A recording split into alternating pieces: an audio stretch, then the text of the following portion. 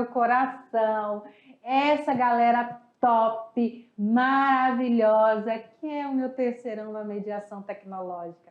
Tudo belezinha com vocês, galera? Estamos aí nos aproximando do final da nossa unidade 1. Tá passando rápido, né, galera? Então, eu espero que até agora vocês tenham conseguido compreender, conseguido entender melhor os conteúdos. Se vocês tiverem dúvidas, me pergunte. E também me pergunte sobre dúvidas que tiverem em relação à nossa atividade extraclasse, tá bom? Então, sem mais delongas, vamos lá para as habilidades da aula de hoje. Compreender de que forma determinada expressão pode ser interpretada em razão de aspectos sociais e ou culturais. Escolher o registro adequado à situação na qual se processa a comunicação e o vocábulo que melhor reflita a ideia de que pretende comunicar. Na nossa aula de hoje, olha só como ela está repleta de conteúdo. Eita, lá vai essa professora falar um monte, né? Professora que fala. Mas eu amo conversar com vocês, galera. Eu amo ajudar vocês a aprender essa língua maravilhosa que é a língua espanhola. A aula de hoje, o tema dela é muito e mútil. Vamos recordar, porque eu sei que vocês já sabem, vamos recordar a diferença do muy e do mútil. Vamos ver quais são os verbos que são ligados à alimentação. Então, nós temos aqueles verbos próprios da alimentação. Comer, em língua portuguesa, beber, almoçar, jantar. Então, como é que a gente fala esses verbos em língua espanhola? Nós vamos também ver algumas expressões idiomáticas. O que são expressões idiomáticas, professora? Vamos ver na aula de hoje. Ainda sobre vocabulário, nós temos o uso dos emojis. Olha aí o que vocês gostam. E esse uso desses emojis ligados ao nosso estado de ânimo. Então, qual é o nome de cada emojizinho em espanhol? O que cada um deles vai significar? O livro que nós vamos ver hoje é mais um livro do Pablo Neruda. E como não podia ser diferente, são poemas, 20 poemas e uma canção desesperada.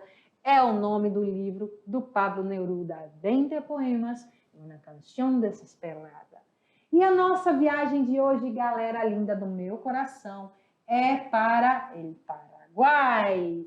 Vamos para o Paraguai hoje. Então, sim, bora para a nossa aula.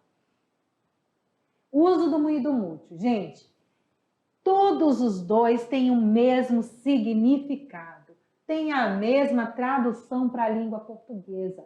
Todos os dois se traduz por muito.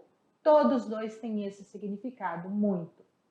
Por exemplo, te quiero mucho, que significa te amo muito.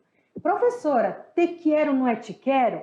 Mas vocês lembram aqueles bonequinhos que a gente compra, que vem falando, que a gente aperta eles? Não sei se vocês têm aqueles ursinhos, alguém, com certeza alguém tem. Se não tem, já viu. Ele fala assim, te quero, te quero. Lembra disso?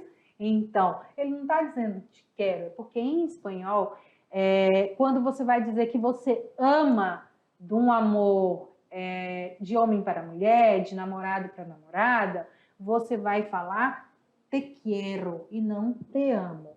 Falamos te quiero mucho. Então, te amo muito. La escuela é muito lejos de aqui. A escola é muito longe daqui.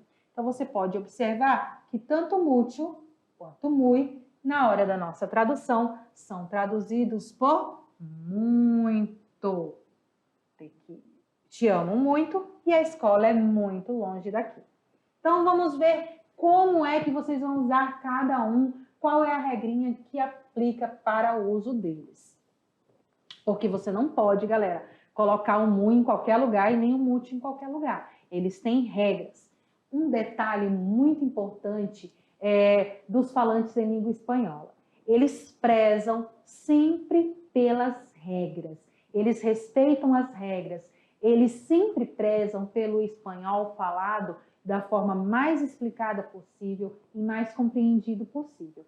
Então, se você tem esse interesse de falar o espanhol, Então, você precisa se adequar às regras, conhecer as regras e aplicá-las no seu dia a dia, tá bom? Para que você não sofra com preconceitos, que você não fale alguma coisa de forma equivocada, porque eles cobram muito disso dos falantes, que eles usem a língua corretamente. Belezinha? Então vamos lá para a regra do muy e do mucho. O muy é um advérbio de intensidade utilizado antes de adjetivos, advérbios e locuções adverbiais. O muy você só vai usar nesses 3 casos, antes de adjetivo, advérbio e locuções adverbiais. Por exemplo, Juana está muy contenta. Julio camina muy rápido. Tu hermana habla inglês muy bien. Então, nós temos aqui os 3 usos. Olha aí, galera. No primeiro, muy contenta. Contente é um adjetivo. Então, o muy antes do adjetivo. Julio camina muy rápido. Rápido é um advérbio. O muy antes de um advérbio. E muy bien, tu hermano habla inglês muy bien, é uma locução adverbial. Então, as 2 palavrinhas com sentido de com uma significação apenas. Já o mucho, galera, enquanto o muy é antes de adjetivo, advérbio e locução adjetiva, o mucho, ele vai vir antes de... ele é um adjetivo, então ele é usado antes de substantivo e depois de verbo. Ele vai vir antes de um substantivo e depois de um verbo. Vamos ver nossos exemplos. Julio trabaja mucho. Então, o que é que Júlio faz? Ele trabalha como? Muito. Então, esse muito está se referindo ao verbo trabalhar, então ele vai vir depois do verbo mucho. Ayer llovió, quase que não sai. Ayer llovió mucho. De novo, olha aqui o muito. O que aconteceu ontem? Choveu. E esse choveu como? Muito. Esse muito também está se referindo ao choveu. Has crecido mucho desde la última vez que te vi. Então, aqui, você já tem que pensar, esse mucho, ele está se referindo a quê? Has crecido mucho desde la última vez que te vi. Ele está se referindo ao substantivo. Quem que cresceu muito? Você. Tu has crecido mucho desde la última vez que te vi. Também vem ali depois do nosso verbo crescer. Quando o mucho ele vem antes do substantivo, ele sempre vai concordar. Esses exemplos que eu mostrei aqui anteriormente para vocês, só voltando um pouquinho, eles são do mucho vindo depois do verbo. Quando ele vai vir antes do substantivo, ele sempre vai concordar com o gênero e o número a qual o substantivo vai vir. Por quê? Porque esse muito ele é um adjetivo. E a regra é muito clara. Adjetivo sempre vai concordar em gênero e número com o substantivo.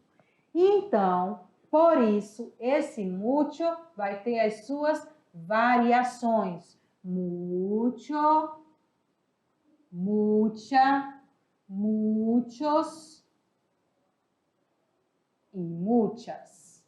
Ok? Então, ele tem todas essas variações. Mas essas variações só serão usadas quando ele vir antes de um substantivo.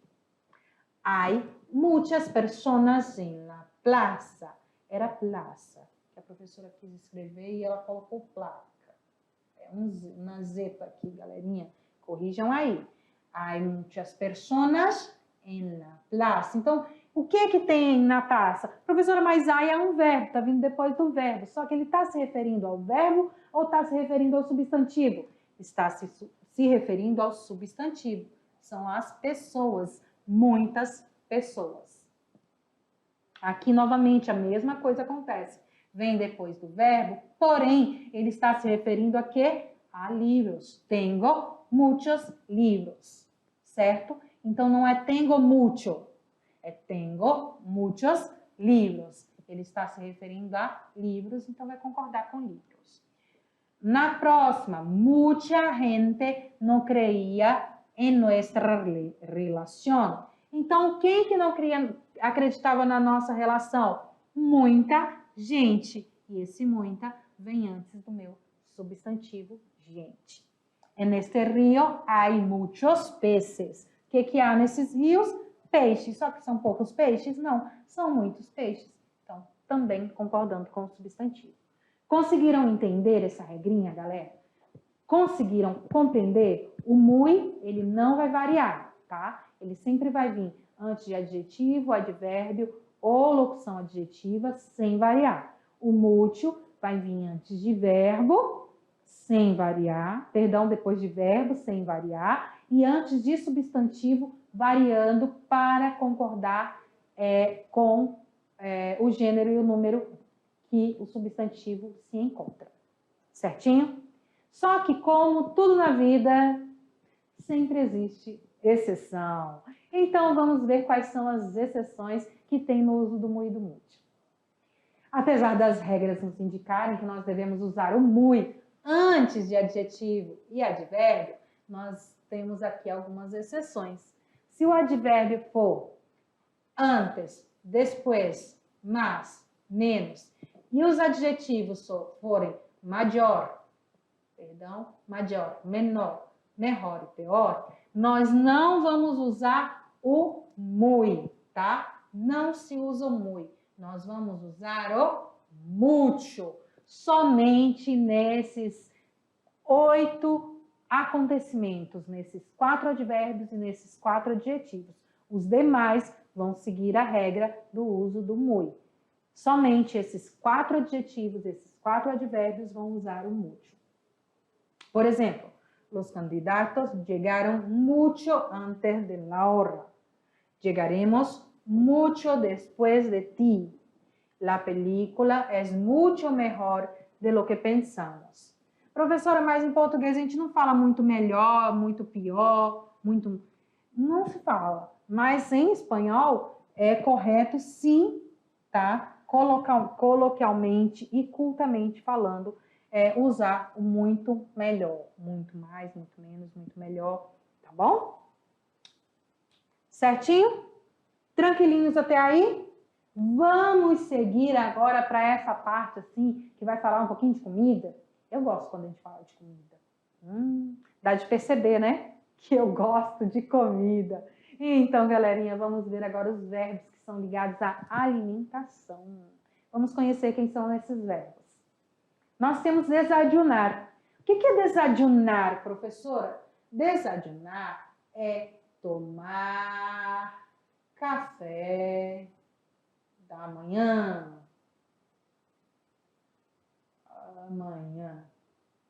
Desayunar. Então, repitam comigo, meus amores. Desayunar. Desayuno es la refeición más importante del día. El desayuno es la refeición más importante del día. Outro verbo, comer ou almoçar. Na hora do almoço, nós, na língua portuguesa, só dizemos vamos almoçar. Mas em espanhol, existe esse outro uso, comer. Quando ele fala vamos a comer, quer dizer que está na hora do almoço, que eles vão comer comida substanciosa, e é na hora do almoço. El almuerzo de domingo es el que consume más tiempo. O almoço de domingo é o que consome mais tempo, é o que demora mais tempo para ser feito. Pelo menos na minha casa na casa de vocês também galera? Demora mais para fazer? Todo mundo come atrasado no domingo, né? Todo mundo, eu costumo dizer que é quase um almojanta, almoço misturado com janta, já pertinho ali da janta. Outro verbo, o verbo merendar. Merendar, a gente costuma falar em português lanchar, né? Mas eu sei que vocês usam hora da merenda também em língua portuguesa. Então, merendar também pode ser lanchar. Já vou a merendar un sanduíche ayer porque não tinha hambre. Já vou a merendar um sanduíche porque ontem eu não tinha fome. Cenar.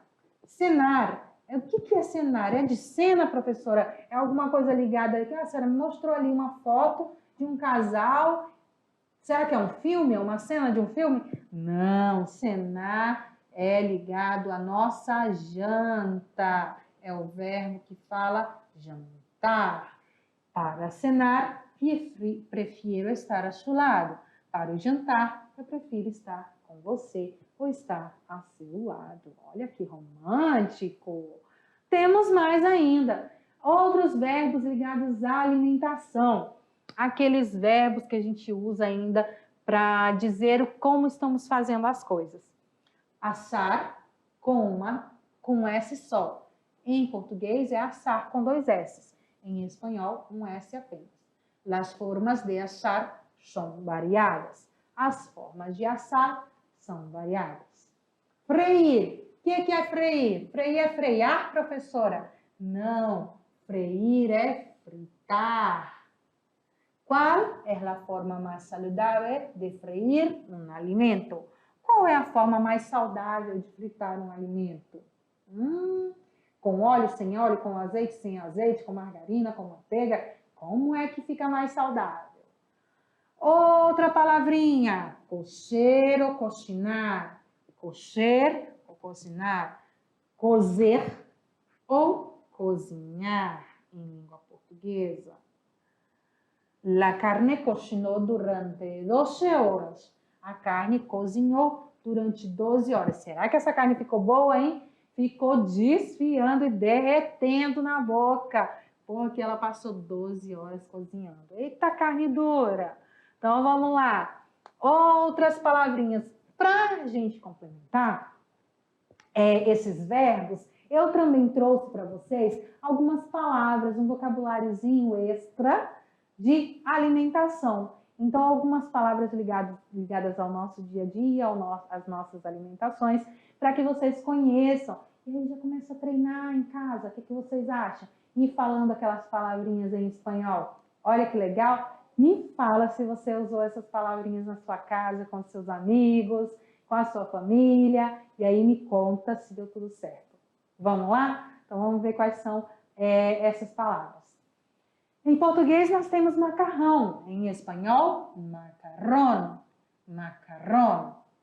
Em português, bolacha ou biscoito, do jeito que você preferir. Mas em espanhol não tem essa dúvida, bolacha e biscoito, porque são as galletas. Galletas. Bien, meus amores, galletas. Falem comigo. Galletas.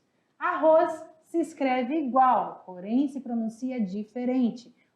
A pronúncia fica arroz, arroz, ao invés de arroz. Bolo, o bolo ali de chocolate. Temos duas formas de falar. Tarta, ou a que eu mais prefiro falar, pastel. É um pastel de chocolate. Pastel não é o nosso pastel ali frito, pastel da feira, pastel de carne, de queijo, presunto. Não. É o bolo, pastel. Pão, amo. Pan, é pan, pan, pan, pan. Farinha, que aí pode ser a farinha de trigo, a farinha de mandioca, você só vai acrescentar como você acrescenta em língua portuguesa. É la harina.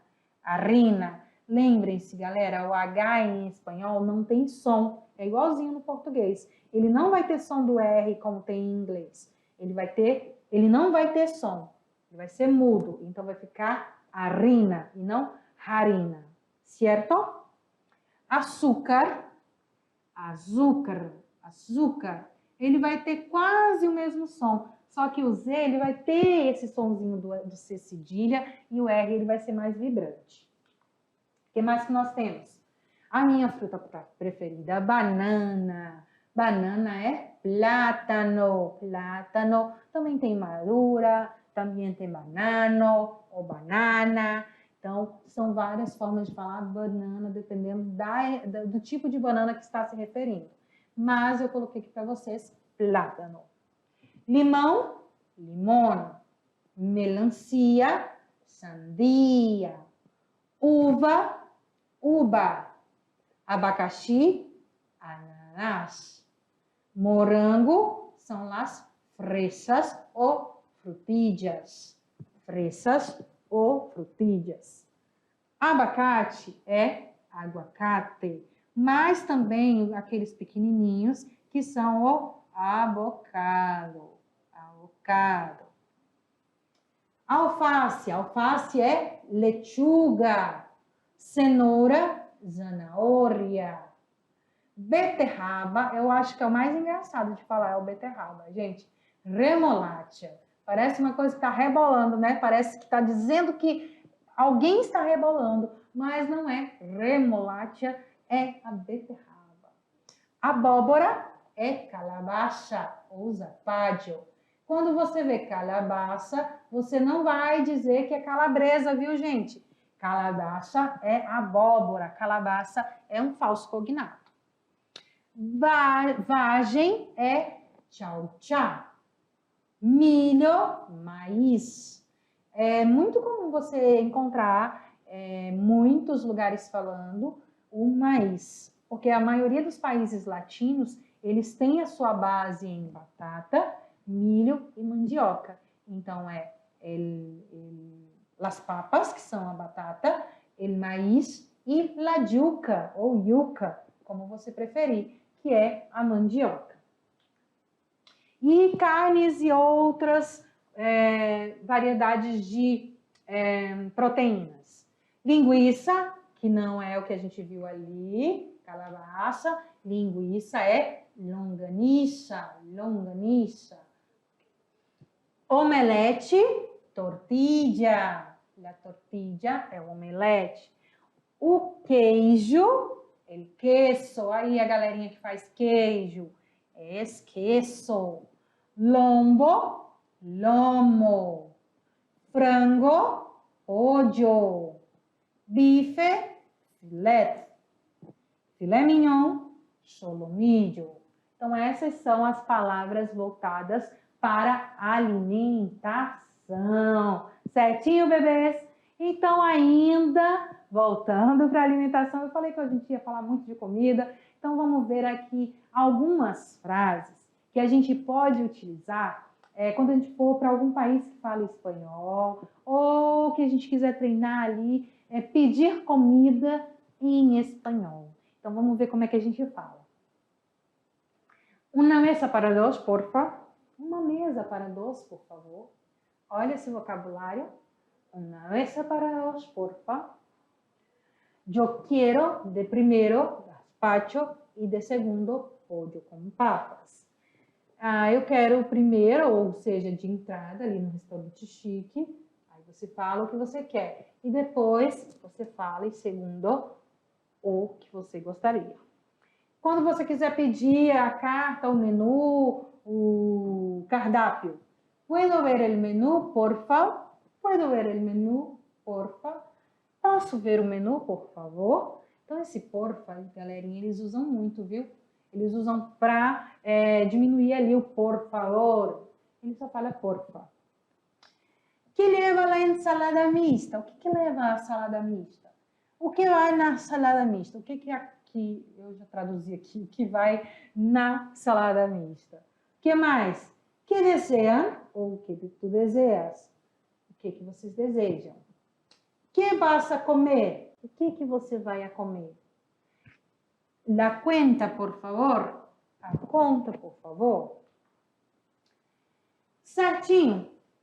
Trouxe ali um vocabuláriozinho bem pequenininho e bem simples para vocês, para a gente também não delongar muito, muitas palavras. O que é importante, galera? Que vocês anotem todas aquelas palavrinhas que são diferentes, todas aquelas palavrinhas que vocês descobriram hoje, como é que se fala. Então, para quê? Para que quando você tiver dúvida, você já tenha mais próximo a você, que não precise usar dicionário, nem Google Tradutor, nem uma outra forma de tradução, que você já tenha ali, já conheça e vai formando o seu vocabuláriozinho ali, ó, na sua cabecinha, tá bom? Então, agora nós vamos conhecer algumas expressões idiomáticas. O que são expressões idiomáticas? Deixa eu explicar para vocês antes de irmos lá para elas. Expressões idiomáticas são aquelas frases feitas, sabe? cavalo dado não se olha os dentes, mais vale um pássaro na mão do que dois voando. Então, são essas palavrinhas que a gente já escuta ali desde sempre, vindo de geração em geração, que os nossos pais contam, que os nossos avós falam. Então, essas palavras são expressões idiomáticas.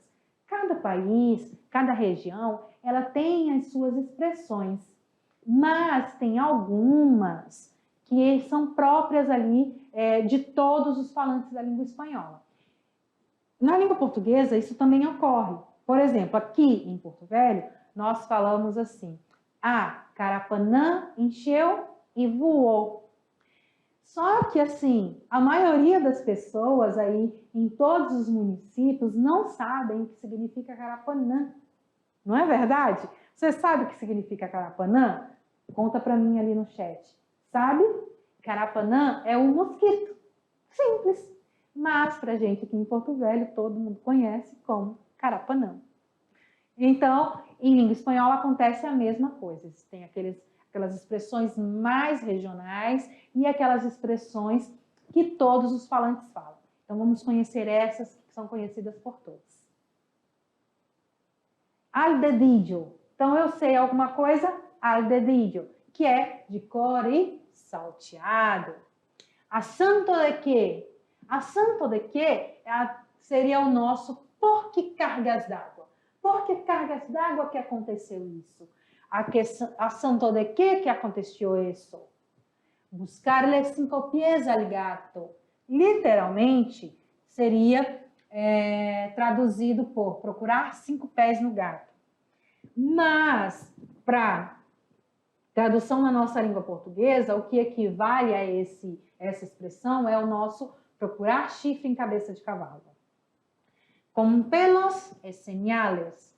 Essa expressão, ela vem do jargão policial, que significa literalmente com cabelos e sinais. Eles usam essa expressão, com pelos e señales, no jargão policial, para dizer com detalhes, né?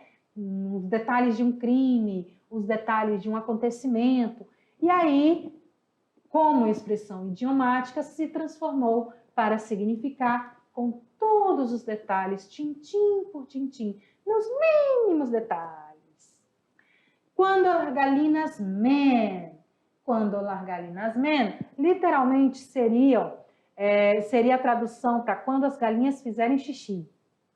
E quando é que isso vai acontecer? No dia de São Nunca, para a gente. A tradução equivalente para a nossa língua seria no dia de São Nunca. O que mais? Nós temos dar gato por liebre. Vender gato por lebre, ou seja, enganar alguém. Decirle a uno com quantas são 5. Decirle a uno quantas são 5. Significa botar os pingos nos is. Então, dizer a um quantas são 5. É colocar os pingos nos is. Estar a 2 velas. Literalmente, estar a 2 velas. Ou seja, estar sem dinheiro, estar duro.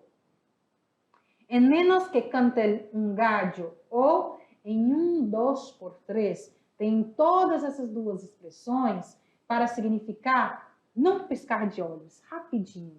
É daqui para ali. É igual a gente quando vai da nossa revisão para a nossa atividade e a correção da atividade. Em menos que canta um gallo ou em 2 por 3, não piscar de olhos. E para finalizar, eu trouxe para vocês empinar el codo. Algumas pessoas não sabem, mas agora eu já tenho uma galerinha especial que sabe o que significa codo. Codo significa cotovelo. Então, literalmente, significa levantar o cotovelo. Mas, para nós, em língua portuguesa, significa encher a cara. É aquela pessoa que bebeu demais. E por isso que eles colocam essa expressão, levantar el codo. Porque quando você bebe, o que acontece com o seu cotovelo? Ele levanta. Então, quando você bebe muito, você levanta muito o cotovelo. Então, levantar el codo é encher a cara. Certo, babies? Agora, nós vamos conhecer ali aquelas palavrinhas ligadas a uma coisa que está no dia a dia de vocês, no meu dia a dia, nos mensagens da vida, nos Instagrams da vida, nos WhatsApps da vida, que são os emojis. Isso, galerinha. Cada emoji tem um significado, cada emoji tem um nome. E como é que a gente coloca esses emojis em língua espanhola? Qual é a tradução para o nome de cada emoji na língua espanhola? Vamos conhecer? Então vamos lá ver de um por um. Então a gente está ligando eles a todos os estados de ânimo, todos aqueles emojis, o triste, o feliz, o chorando, com raiva. Como é que ele vai ficar? Nós temos aqui o primeiro. O primeiro é um rostinho ali, bonitinho, sorridente. Ele quer dizer que está feliz. Feliz se escreve igual, porém se pronuncia diferente. Feliz. Depois nós temos triste. Ele está triste. Ele está triste. E se escreve igual, mas a pronúncia é totalmente diferente. Triste. E esse aqui é quando a pessoa está o quê? Ela está enjoada, né? Ah, eu estou enjoada, eu não estou bem. Ou ainda você coloca também para dizer que não gostou de alguma coisa, coloca essa carinha de enjoo. E como é que se escreve enjoado em espanhol? Enojado, enojado, enojado, enjoado em espanhol. O que mais que nós temos? E essa carinha aqui? Eu uso bastante isso aqui. Qual é esse emoji? É o surpreso. E quando eu estou surpreso em espanhol, eu estou sorprendido. Sorprendido. O que mais temos? Aqui é quando você já está querendo ir embora, ou quando você diz tchau e a pessoa está te enrolando, você logo coloca essa carinha. Está dizendo que você está com sono. Em espanhol, está sonoliento. Sonoliento. E agora? Essa daqui eu também gosto de usar. Principalmente quando eu não entendo quando a pessoa fala o que ela está querendo dizer. Esse emoji é o emoji que está pensando. É o pensativo. Pensativo. O que mais que temos? Temos também o nosso anjinho aqui. Só que para esse eu coloquei um outro nome. Eu coloquei saludável. Que ele está saudável, está feliz, está contente. É um anjinho saudável. Temos aqui. E esse aqui? É quando ele está o quê? Doente, né? Ele está enfermo. Enfermo em língua espanhola.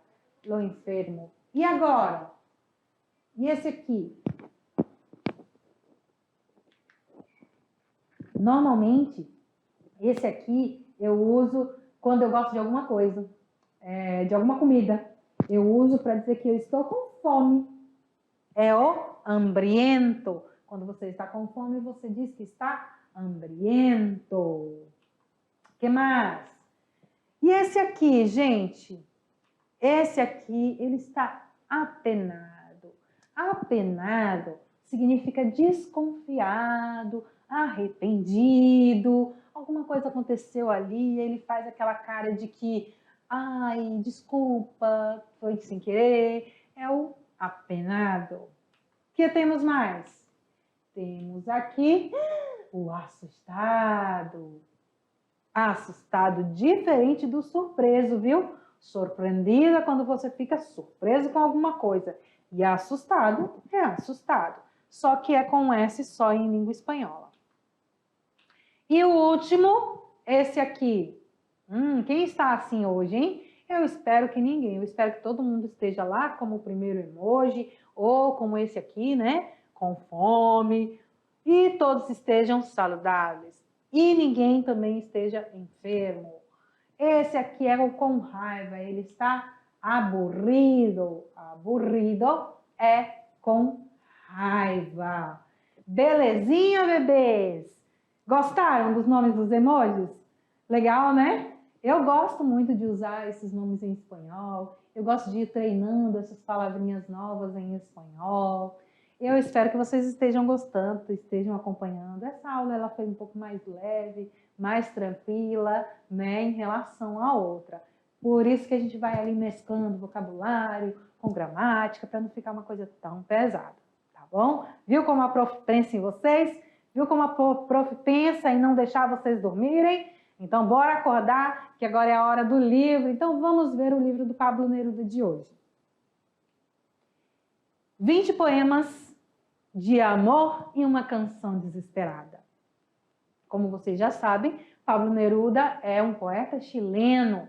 Ele vai cruzar o erotismo da poesia, que ele vai celebrar o corpo da mulher, com o gosto de Neruda, com o gosto que ele tem pela natureza. Então, nesse livro, você pode até observar os detalhes da capa desse livro aqui. Ele é bem erótico, ele é bem romântico, então tem casais, tem pessoas sem roupa, olha, cuidado. Então, ele vai ali mostrar, através da poesia, ele vai fazer comparações do corpo da mulher com a natureza.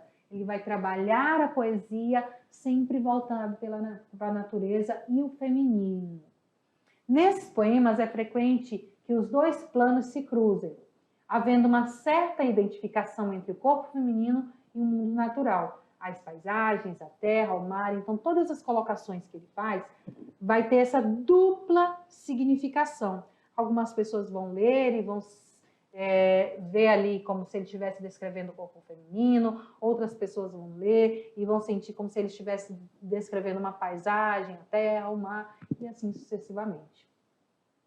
Ele escreveu esses poemas quando ele tinha cerca de 20 anos, mas são alguns dos mais celebrados da sua obra, e ele foi publicado em 15 de junho de 1924. Então, só uma rápida ali explicação para vocês, porque se eu for falar todos os detalhes, ou mesmo trazer um poema, vocês não vão ficar aí curiosos e não vão atrás. Eu já sei que já tem gente curioso querendo conhecer esses poemas.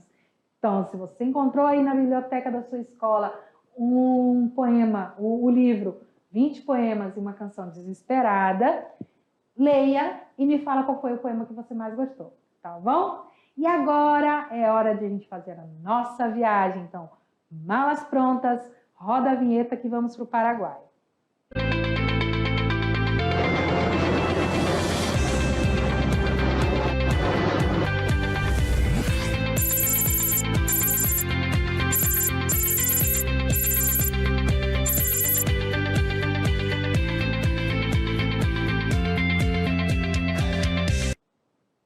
Voltei! Pousamos no Paraguai e, sem perder tempo, simbora ver as curiosidades que eu trouxe para vocês hoje.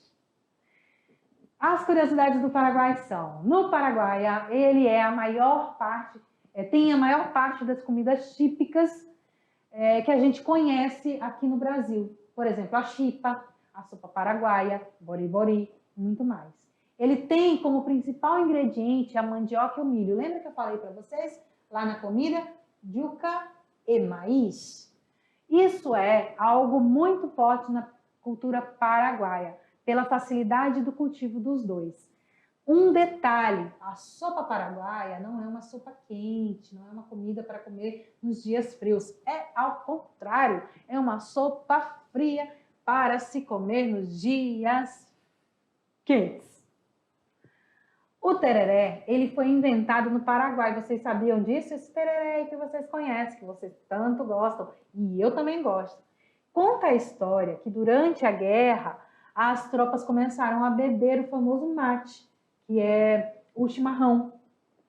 Mas, como eles não podiam acender o fogo, por quê? Porque se eles acendessem o fogo, eles iam chamar a atenção do inimigo e aí ia denunciar o local que eles estavam escondidos. O que eles fizeram? Eles começaram a tomar ele gelado. E como é uma região que em uma época fria, a água ficava gelada. Então eles passaram a fazer uso do tereré. Criaram, né, por força ali do ódio, o nosso tereré. O Paraguai é o único país da América do Sul ainda utilizar o Guarani. Essa é uma curiosidade muito bacana. Eles preservam a língua do dialeto indígena desde sempre, é o Guarani. Então, nas escolas, eles estudam o Guarani para que o Guarani não morra. E a bandeira do Paraguai é a única do mundo que tem um verso no seu brasão, ou seja, República del Paraguai. É a única que tem ali no verso do brasão, ali falando dos países latinos. A única a usina hidrelétrica de Itaipu é metade brasileira e metade paraguaia. O mais interessante é que ao longo do seu passeio, você passa pelos dois países e sem perceber. E a integração entre os dois é algo muito bonito e forte, já que ali grande parte dos trabalhadores também é paraguaio. E todo mundo vive bem e em comunhão. Então não existe briga, não existe confusão ali na usina de Itaipu, porque é a divisa dos dois países. Certinho, bebês? Então se vocês tiverem mais curiosidades do Paraguai, manda para mim, que eu vou comentar ali com vocês, tá bom? Um beijo e até a nossa próxima aula.